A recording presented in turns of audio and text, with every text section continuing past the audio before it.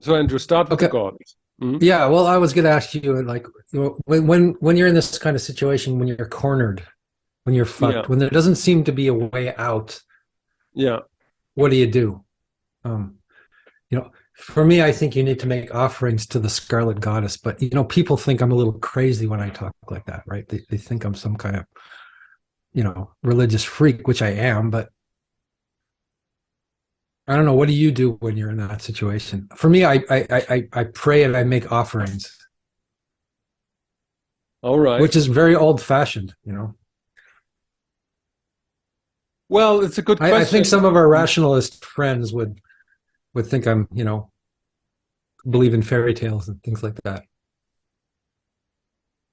Yeah, well, I think I had a friend once. That's an interesting story. So he was way older than me, but he was interested in the sense that when he had some problems, like say monetary problems, right? And Mm.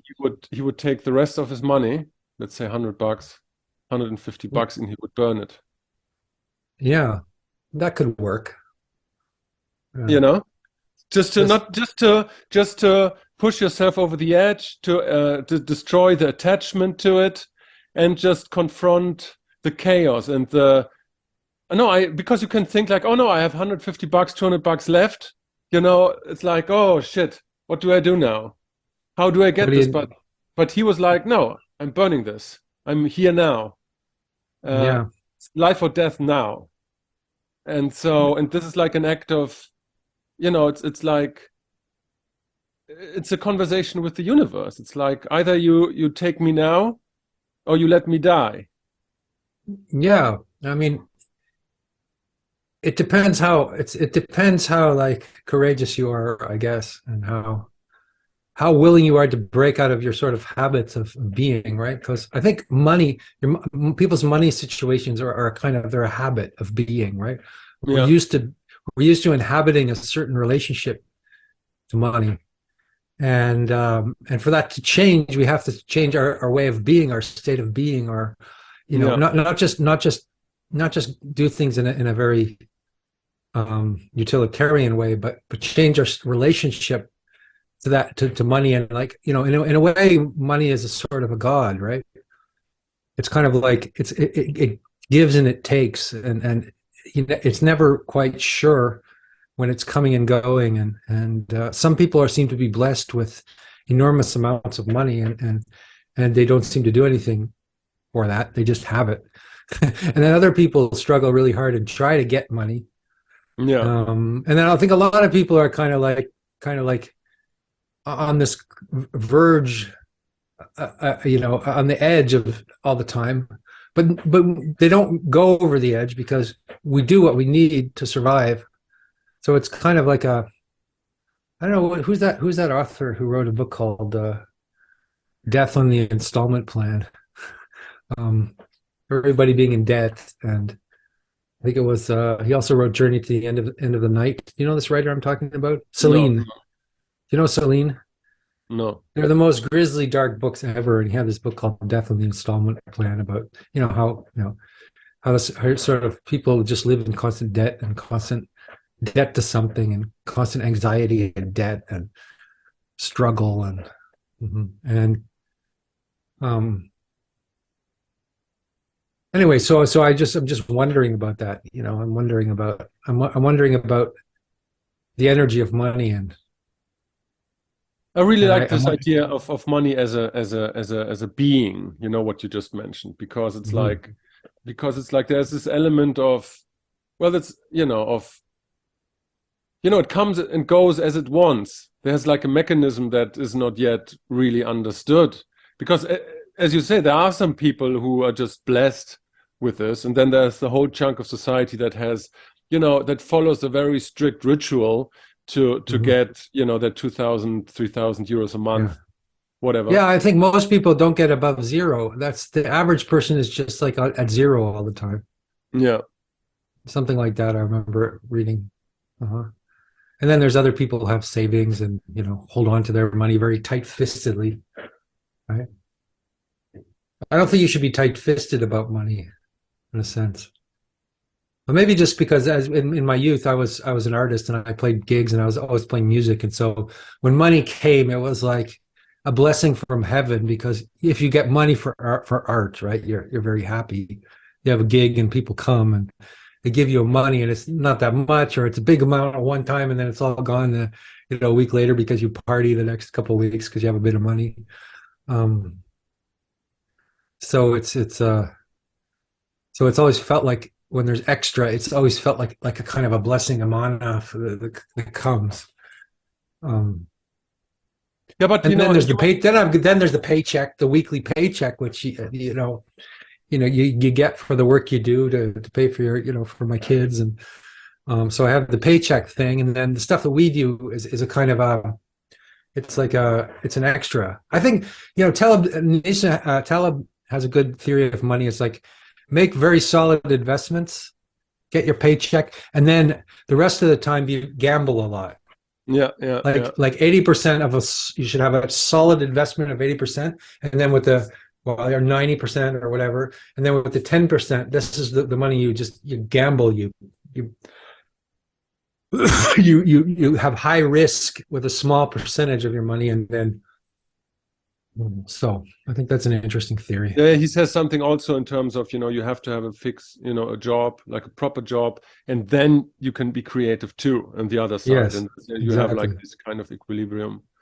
But we were talking about how money has like this strange characteristic that, let's say you have unexpected expenses of a certain amount X, and you don't know where, how to fix that problem. And then out of nowhere, which you would never have expected, comes exactly that amount that you need to solve that problem. And Yes. this is like a weird thing because that happens so often in my life that it's like, I know there has to be like a psychological explanation for this, it's like from my attitude or my way of conceptualizing all of this.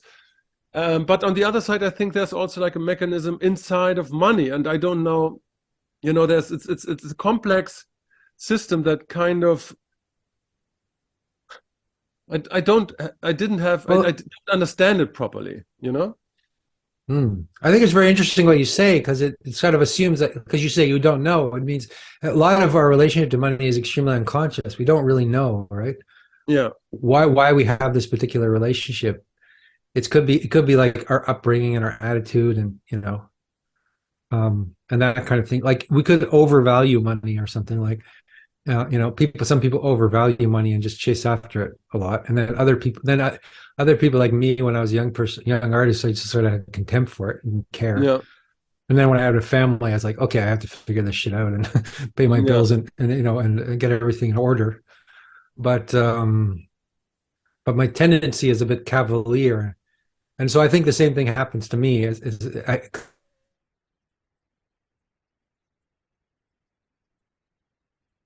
You're gone, Andrew? I gamble a bit, Can you repeat that? And then I don't have enough, and then suddenly what I need arrives as if. Oh, sorry. Suddenly, it's like suddenly what I need arrives. And there is a way in which that I guess you have the survival instinct. So there's a way in which that's sort of there's like an inner accountant going on here, and it's like.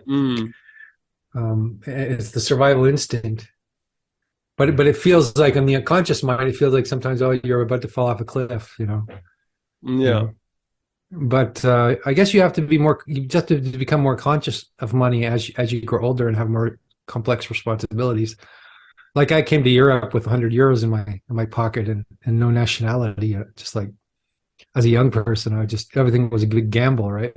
An experiment, and then things kind of work themselves out, but.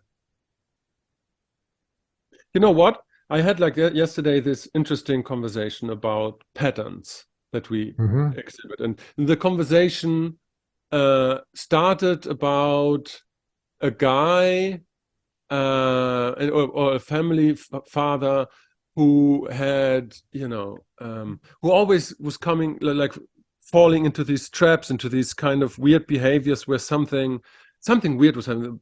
His first daughter died, and the second daughter like had like weird broken Mm. arm, and so he was always in these kinds of extreme circles. And there are other men that, independently of what they're doing, they're always getting involved with women that can kind of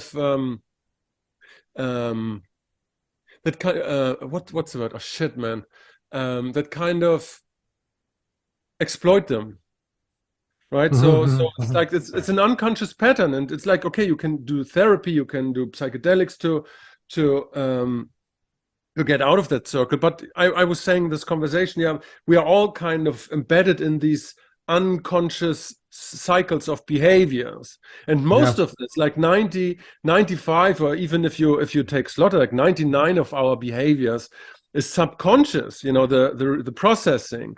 And so yeah, to if we look at our relationship with money, it's like most probably mostly of it is completely unconscious, and so we are in this weird cycles, that we know, I'm coming to the end of my monetary amount of what I have, and then something suddenly comes in, like an addict or something, because it's like mm. addiction is not something that is something. Habit. Yeah, some addiction habit, it's the same in a kind of way. The Yeah, yeah. means are different. Yeah, Mm. the I the think of it way. as like I think of it as like a dense field of habitual patterns, right? Yeah, Which you yeah, don't yeah, really see, and it's very dense and it's very thick. It's like a jungle. It's like, and yeah, you, and then there's something about the mind that gives us the illusion of that we have this free will, but we're actually in this dense habit field, and we get some respite from that sometimes when you meditate, you kind of like you drop in and you get a sense of the imprisonment that you're in.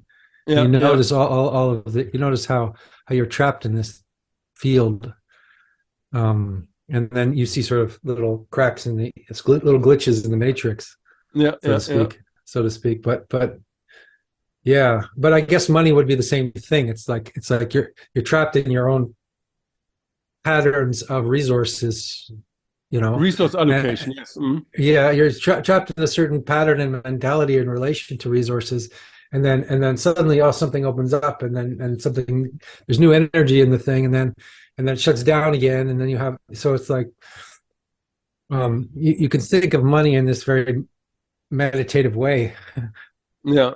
right? I mean, In the sense of what we talked about before, it's like you go out and get something. This is the kind of attitude we have, but it's a question of cutting through the weeds and cutting through the jungle and allowing for the resources to sort of flow towards you. right. And I mean, it's like what I learned is like that money has a kind of systole and diastole, like from like the heart. It's like there's a moment when there's a push of money, and then there's the relaxation. It's just like it's a Mhm. pumping kind Mm. of thing. And so, and I just think the difference is that for some people, the amount of lifeblood, like money, comes through your veins, or you have like the people that have, living on a 2 3 thousand uh, euros, 2 3 thousand euros a month kind of um, Mhm. bloodstream. And so, yeah, but it is like this pulsating kind of being, which is so strange. Yeah, there's an advantage to both. If you have lots of resources, of course, you feel very better, but also you have, in a way, you have too many. In a way that makes you kind of sleepy or kind of like. I notice the people with money, they have a kind of weird energy.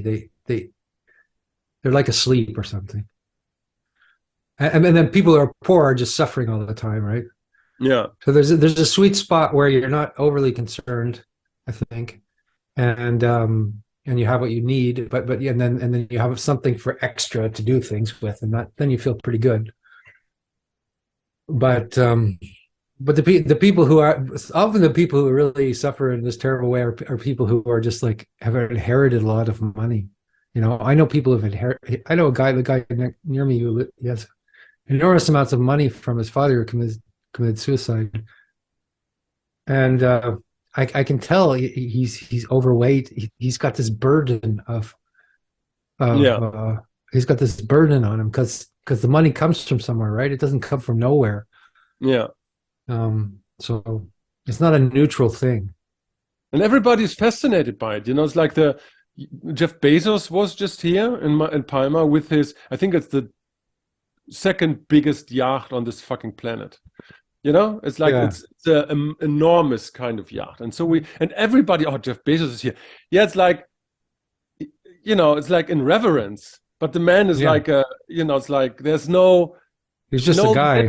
yeah, he's just a guy, but it's not just a guy, but a guy who creates working conditions that are not up to par. So it's like to talk about Right, him yeah. in reverence just because he has the second biggest yacht is like that. That Yeah. shows how much we value those things, even if we don't, even if the guy and his work ethics are kind of questionable.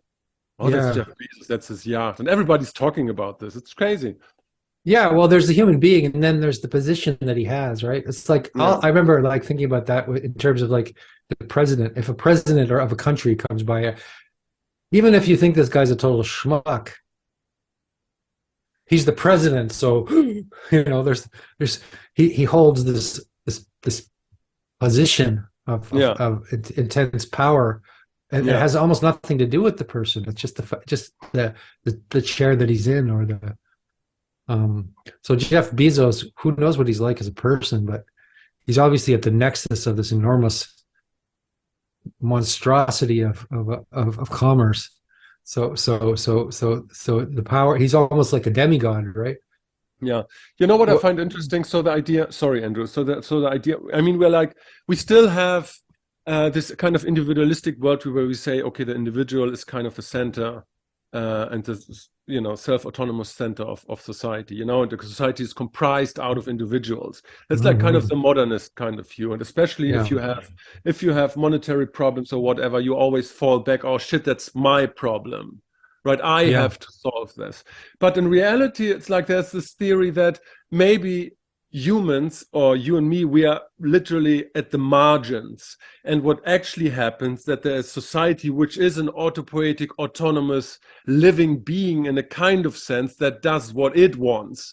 And we are just the kind of, fingers at the outside, kind of the executive kind of units to because it's like, Mhm. why are some people famous? There are so many actors that never got famous and who probably were better actors than those who got famous. The Of people course, who yeah. have like a It's weird it's idea. it seems arbitrary in some way, doesn't it? Yeah, no, yeah, exactly. Sometimes it seems absolutely arbitrary. And so the error that we can do is like if you want to take full responsibility, because I think at least there is a 10%, 15, or even more percent random chance that will elect you to a Mhm. certain position on the pyramid of hierarchies. You know. Mhm, mhm. So where are Yeah, you? And where are you in this pyramid? Are you on top? Are you yeah. in the middle? Are you in the bottom? How And you much? kind of scrambled to get up a bit, Yeah, but and it's but can you? And maybe you have a sort of a fate. You have a kind of you're like this kind of oak tree because you were born from this kind of seed. And so what is, yeah, like how much control over this manifestation do we have? right. Yeah. Well, I was thinking of like, yeah, just wealth in general. And I had this image, like I remember seeing Lenny Kravitz in a magazine. Yeah, And I'm not a fan of his music or anything. And I remember seeing him in concert in a bar once, and a long time ago when he was unknown. And it was a good show. And then I saw him later, and he was this rock star, and it was so boring. yeah, It was so utterly boring and banal, the whole spectacle of it. yeah, And now he's so rich, and he has this island in Bermuda or something, and he just sits there. What does he do all day? And like, what do you do when you have all that? Like, where's the I like it just, for some reason, it's like strikes me as like this guy with this enormous amount of resources who writes a few stupid songs, you know and yet, like, why has this person been elected to be this godly being on this paradisical island? And it makes no sense. Um, Right. Whereas there's other people who have so much talent and beauty and incredible, qualities, um, that are, struggling to eat, so, Right. or just nobody's, so it's kind of a funny thing. Yeah. I mean, it doesn't. It's not too far fetched to or no, it's not too difficult to understand. The ancient people, the ancients that proposed some form of deities just to explain why some people are kind of blessed and others are not, Hmm. because you can't explain it from this realm. From this physical realm. It's like it's incomprehensible why that is, because in order to understand this, you uh, should have or must have like a complete systems view, and we don't. We are just confined to our individual perspectives. you Yeah, know yeah. How do we see the whole system? Well, I know. I mean, I'm thinking about this, and it's almost like we live in two worlds in the sense, right? There's the world of what people value in this kind of hierarchy, and then there's the other world where things that are unvalued are more valuable. Things that are like, the wisest, most interesting people I know do everything possible to get out, to not be in the limelight, to be as far away from, any kind of, sort of power position that they can have. They're not yeah. interested in that. They're just intrinsically powerful. They don't want power, right? In order to have, minions of people worship them and live in marble palaces. Yeah. So that's interesting. Yeah, what's also interesting is when you look at it from the society's point of view. It's like as a living being. So I imagine that society wants to go somewhere, right? And then you have, Mhm. let's say, the Beatles. And it's like okay, so there's the musical aspect of it, but there was also the aspect, okay, no, we can talk about our feelings and about a spectrum of feelings that were never expressed before. And the Uh-huh. reason why the Beatles, was it Rick Rubin who said that? It doesn't really matter. The reason why the Beatles got I think we're so frozen here. We famous. froze for a second. Yeah. Oh, am I back? Am I back? Yeah. Yeah. The reason that you're talking So, the Beatles and why they got famous. Yep. yeah, yeah. And so the reason why they had like this lasting impact is because they helped to shift society from a modernist to a more postmodernist kind of perspective, where you have all the sensibilities and suddenly you can talk about all these weird emotions and stuff. And so Mhm. it was, I mean, they were kind of the vessel of a need that society had. And you could make the same argument for that. Doesn't mean that there weren't musicians that were more talented, certainly, but they were kind of a vessel of what society wanted. And the same for Bezos. I mean, if you remember the 90s, 95, 96, 98, Amazon started, and it was like, wow, that's a complete new thing. So he was kind of instrumental in making the internet what it was. And from Yeah. that point of view, it's completely fair that he has the super yacht. But it's not. But he was kind of Yeah. I elected got you. from Yeah. society. So it's like Yeah. he was the vessel to enable society to shift into the digital age. And so Yeah. it's but that So is random. it's good. It's interesting. It's good that you're saying that, because on the other hand, there's the resentment about people that are wealthy, which is this kind of Marxist resentment, where you're always trying to overthrow the guy who has something, right? And so I wouldn't want to go into that extreme either, right? There's this people who have power and money. It's just completely arbitrary. We should bring them down, or Yeah. I don't think that's quite right either. Uh, yeah, but I mean, there's a difference. There's I don't know. I think Gurdjieff said something about celebrities being kind of these locusts of sort of toxicity in some kind of a way as Toxicity. well. Just like they're like there's something demonic about celebrities in general. Right. Like they suck the life energy out of the culture when they become celebrities. Not when they're making their music, not when the Beatles are making Abbey Road and doing all these creative things, but when they become Sir, Paul McCartney, and he just becomes this sort of figurehead. Yeah. That's when it feels so. Seems like a nice person. I don't want to put him down, but the figurehead becomes a kind of absence. The celebrity becomes kind of a black hole. Yeah. It seems I think like a that better happens. example. This is what they become, a black hole. Like the Rolling Stones are kind of a black hole. They had something. There was something bright and powerful about them, and then they become this black hole. Yeah. That sounds very negative. I don't know. Or this, like, we talked about that before, becoming a kind of a simulacrum of who they were, or a specter, or a ghost, or Yeah, so. like a solid structure where there's no ghost inside, it's no genie inside the bottle anymore. It's like look at Robert De Mhm. Niro. So if you look at the movies from the 60s, 70s, especially the 70s, I Yeah, right. was watching, Once Upon a Time in America. What an amazing movie! And if you look at this, why he is so famous, because he was like proposing a new type of masculinity that it didn't exist before, and it is, it's like that, and then it stopped in 97, and then he became something else, and then he became this fixed structure, the tower Yeah. that is going to crumble. There's no spirit inside of There's it. no vitality. There's none of Yeah, this yeah, intense vitality he had. Yeah, because I think, when something like that appears on the screen in a movie, right? It's the first time we see it, right?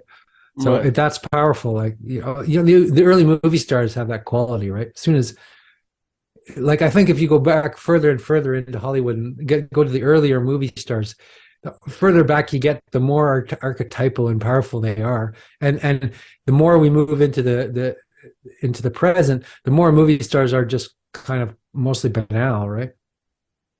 Right, where Um, where I would make the case that if you look at the golden age Hollywood stars like Cary Grant and James Cagney, yeah. the it's more superficial. I think what made Robert De Niro in particular so famous, that you could see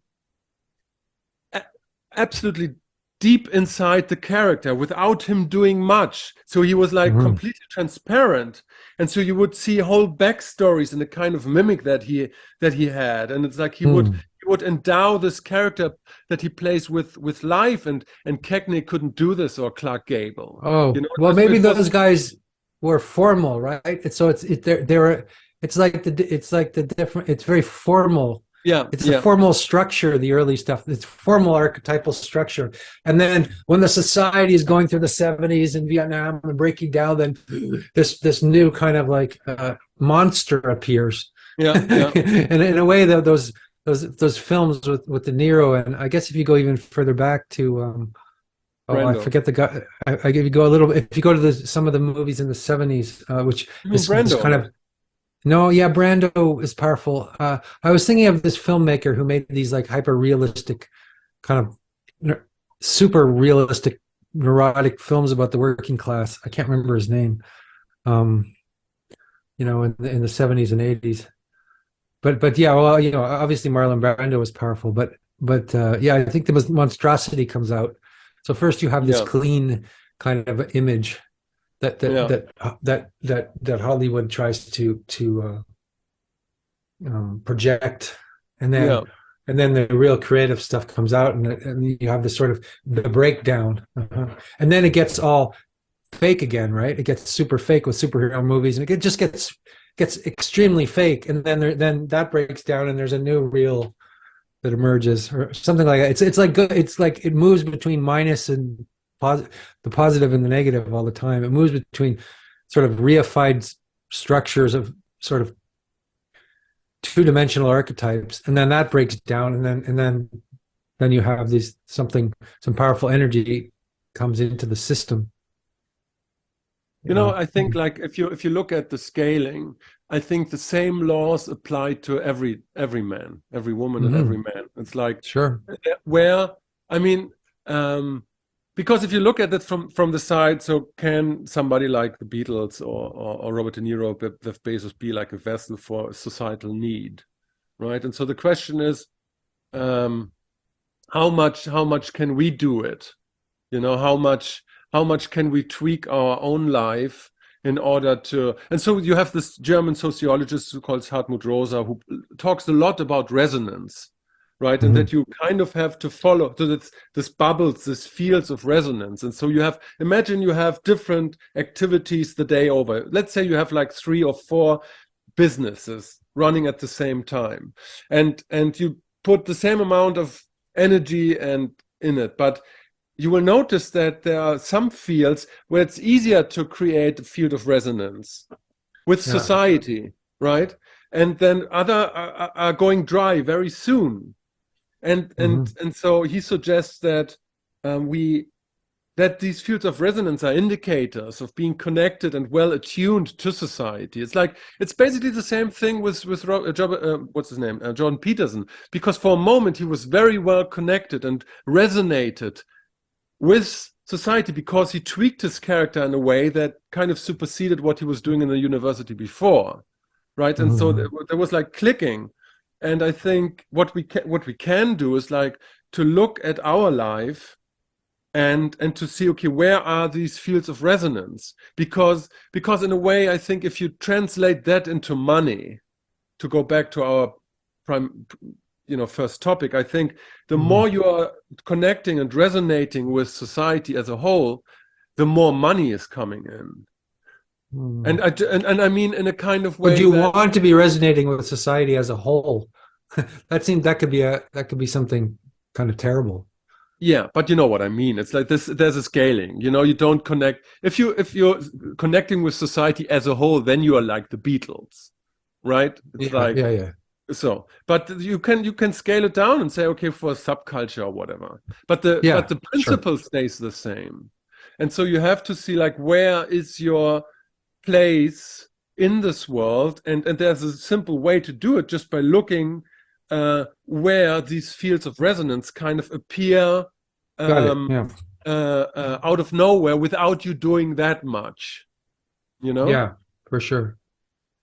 Yeah, and then there's also the question is you could be doing something and it could be very popular but meaningless.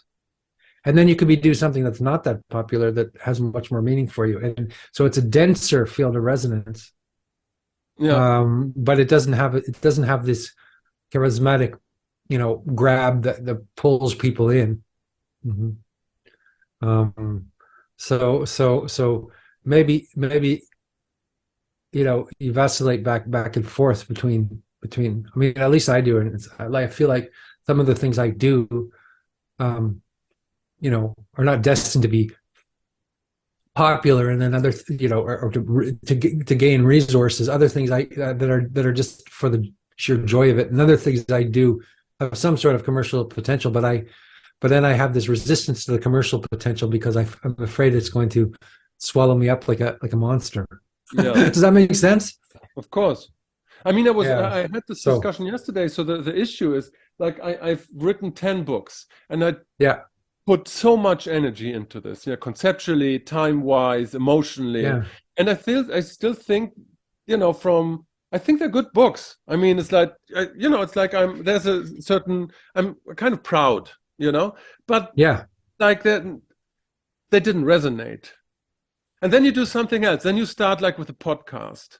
And then what we are doing now. And suddenly you have like, actually with not that much effort, we had like 3 or 4 podcasts that were like in the 40, 50,000s, which is still not so much in terms of YouTube, right? Yeah. But it is like for the amount of people that you reach in comparison to the amount of energy you put in, it's completely disproportionate in terms of, oh no, I'm way more prouder in terms of my books, but here's a field of resonance that kind of works out of itself. And that is so weird because, I mean, we had Peterson's wife, Guerrod, and Schmachtenberger, Barth. These were all like big podcasts, right?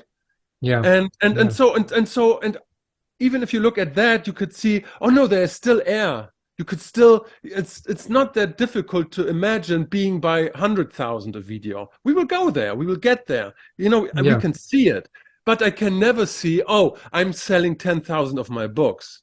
You know, that's, I see where the glass ceiling is, because Yeah. Well, the resonance. but you have to do both, right? You have to do the thing that your heart really wants to do that will, you know, not be popular. And you have to get your stuff, sell your stuff in the market to survive and get your thing out there.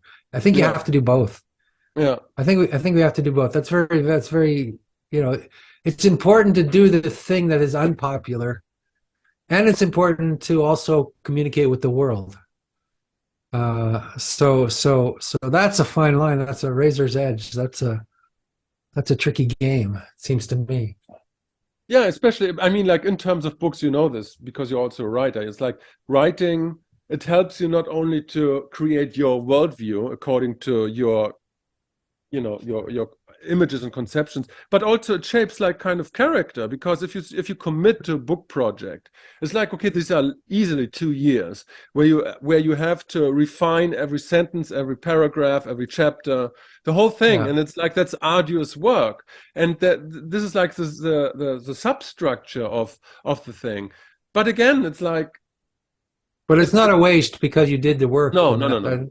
it's not a waste, you know. I mean, the same thing with my music career. I wrote hundreds of songs, very good songs, some of them, and I never that never paid off in a worldly sense. Yeah, But I don't regret it because it was such a deep exploration, right? yeah, So there's no regret there. There is some sadness that I wasn't able to communicate that to people. There's a bit of that. There's a tragic feel to that somewhat still, yeah. but not really regret.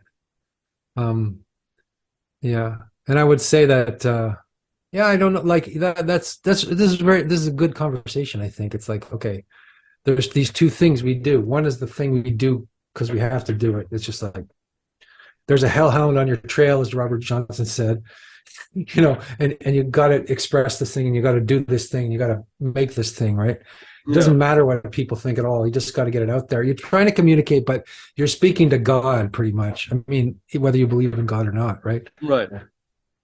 Or you're speaking to what is most true. And then there is the part of you that has to like hustle in the marketplace and get what you need to have a, you know, full and rich life. That's like that's has more like to do with making money, I guess, to return to our original Yeah, theme.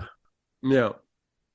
But you know, it's like, because there are some people who just resonate with their literature, you know, like Taleb. So he wrote this Incerto, this 6 books, and I think he in the beginning self-published them.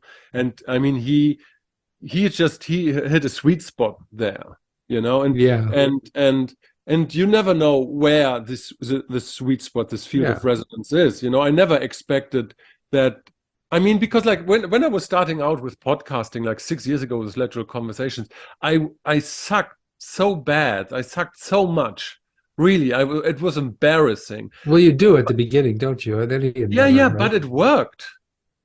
And Yeah. that's the strange thing. Even although I sucked tremendously, and I still suck, by the way. I'm still embarrassed of what I'm doing, but true, but it kind of works, and that is the weird But thing. you don't suck. I mean, there's a beauty to. You're not a slick actor like some people, right? But there's an authenticity that people appreciate, right? So the slick actors are boring. You know the people who are like who who hesitate, who have a trembling hesitation when they make a sentence because they're trying to figure out whether it's true or not. That Yeah, means that you're doing truth while you're speaking. So there's more meaning to that's, you know, awkwardness. There's beauty in the awkwardness, right? right. If you were a slick player, right? You know, people would just be bored. Or Yeah, if, like, I think I'm the same. I think we have that same kind of goofiness to us, yeah, yeah. But it's which weird. is Still, interesting still, to the some point people. I'm trying to make is that it still kind of works. There's Yeah. that's the amazing thing to me, that in the end, that the theories and the myths are right. And I think that's the crucial point, because in a way, it's like these fields of resonance, when they appear, it's like it's not of your doing. There's so much else going on, so that is a gift that's given to you in a kind of way. And Hmm, and hmm. and this That's resonance, why. hmm? Sorry to interrupt. No, do you No, want no, to go finish ahead. your? Well, I was just saying that's why at the beginning I said like I make offerings, because it's like you make offerings to a principle that's larger than yourself, and say, and then that would open up an energy field where something new becomes possible. Yeah, I think it's a question of opening up energy fields, how to do that. I mean, that right. sounds kind of new agey, and it sounds a little bit um No, well, just say resonance field, and then you are like in the field of sociology. Hmm. resonance fields. Okay, yeah, whatever is, well, resonance is good because it's a musical metaphor. Whatever is singing, right? Whatever Yeah, makes the universe sing, you yeah. know, rather than just plowing ahead and with your hammer. And again, you have to do both. You have to create these open spaces of resonance, and then you also have to plow ahead with your hammer. And I was out in the backyard with the chainsaw, and I cutting up these pieces of wood, and and it was like this tangle mess of existence. I have this chainsaw, so we got to do that. But we also have to open up sweet spots of resonance. I mean, if there is, There's the Gavora and the Chesed again, or whatever. yeah, You know. I mean, when there are like 4 or 5 videos which are being watched by 50, 40, 50,000 people, that's, like a football stadium of people listen to our bullshit, then you can Yes. then you can certainly claim that there's not only resonance, but that society wants us to do this, because Yeah. otherwise these people wouldn't tune in, right? Yeah. Well, And you so use the again, word bullshit, and it's true. You use the word bullshit, and it's true that there's a irony to the thing or something, right? What Kierkegaard would call the irony, yeah. um, something a little bit ironic and theatrical about the whole thing. But I think it can be valued as well. Yeah, I mean, yeah, sure. I mean, just bullshit in terms of I don't take myself too seriously doing Yeah, this, because I know got it. we're just riffing in a kind of way. I mean, you and me, we never have a plan when we go into these kind of conversations. It's just Yeah, like it's not a scripted. It's completely jazz music. It's not it's not doesn't have a score. right. you know And so, but what? after 45 minutes, then something else appears. And then, Mhm. it's like then suddenly life emerges out of the conversation, and there's a new idea, and that's, I mean, I think that is something of value. This is why I'm doing this thing, when we exhausted every possible niche of our conversation, and then suddenly else appears, you Yeah, know? yeah, And, yeah. and that ties perfectly into these situations when we talk about money. You exhaust your resources, you burn the money, and then you wait, and then the thing comes in. There's always like Hmm, the same kind of, you know what I'm saying? It's like the same kind of Totally, mechanism. totally. And I was like, in the study group this morning, we were talking about there was something about the chariot, the descending chariot, or in this text, the Zohar, and the chariot is a Jewish word, is like an angel descending, but it's like power descends somehow, and then Yeah, you go with it. So that's something like you can connect to that power, and it could be spiritual power, it could be financial resources, it could be just playful expression of a new thing that makes you feel alive, and you know yeah. so that you don't, when you look at the world and all the slaughter around it, you don't feel like committing suicide. But then there's like this chariot descends upon you, that's like of power. Yeah. This is like Ezekiel's vision or something of a descending chariot. I think you also have to kind of signify to yourself and the world that you're not willing to play the game any longer. And this is like the starting point of our conversation. If you burn the money, if you do an offering, if you do an offering to the red queen, the red goddess, right? The scarlet woman, whatever. It's like you're signifying, no, I'm exiting the circles and the circles of my own habits and behaviors. And she burns all And that up. yeah, Sort of. That's the point of her being red. She's like a fire, and she burns that up. Like, yeah, that's the point, right? Is like she burns up the superficial desires and connects you to something a little bit more primordial. yeah. I don't know if that makes sense to anybody. No, absolutely, absolutely. I mean, I think that's the Protestant idea of the weekend, basically. It's like very The toned weekend? down. Yeah, no, you have like 5 days where you plow ahead and do something that you don't like, basically.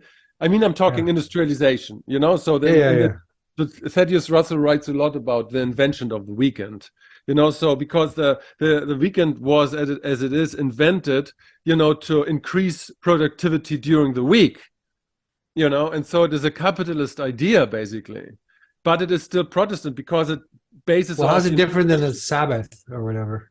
yeah, well, it bases off of religious ideas, but the capitalists came and make this two-part.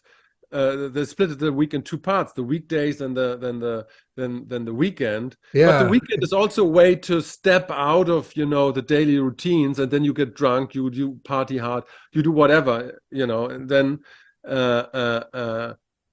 Then you can go back to your day job because you've got yeah. your And that's like the yeah. toned down version of it, Yeah, I never thought of that as sort of like a religious kind of like, because like God rested on the seventh day, or well, it's interesting that it's 2 days instead of one day, like in the original, in the Bible, it's like there's one day of rest, right?